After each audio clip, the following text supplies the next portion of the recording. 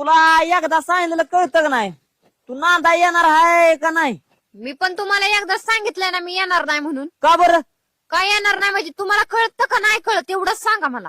कळतं का? मग काय केलंय काय म्या? अहो बिनलाजा माणसा एवढं 5 वर्ष झाले लग्न झालेली आणि अजून तुम्ही बारके चड्डी हिंडता इकडे तिकडे बुरमोड्या. तुम्हाला लाज वाटाय पाहिजे की. आता मला अर्ध्या चड्या घालून गावात हिंडायला लागतं, मला आवडतं ते. हम्म.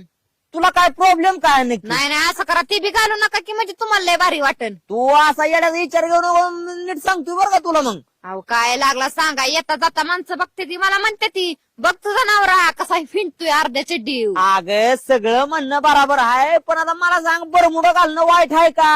हाय का वाईट? अहो तुमचं लग्न झालंय आता कशाला घालत असता तुम्ही? मी अहो. 10 वेळा सांगितलं तुम्हाला घालू नका घालू नका. अगं मला सगळं मान्य आहे, पण आता मोकळ्या गावात घातलं म्हणून काय फरक पडतो?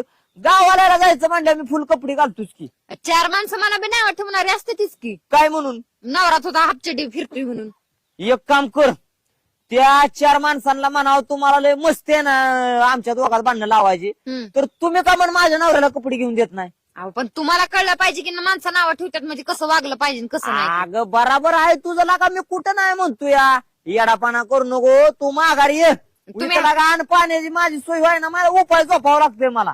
तुम्ही हापचडी घाला सोडून द्यायचं देणार आहे का नाही? अगं मी देतो सोडून बाबा, पण तू काय लागा एक काम कर, होणी माझं लेकरू मोठं आता हाय, मला 7-8 बरं मोडायचं माझ्याकडे म्हणून मी घालतो ना. मला तर का हाऊस आली का? आहे का म्हणजे तुम्ही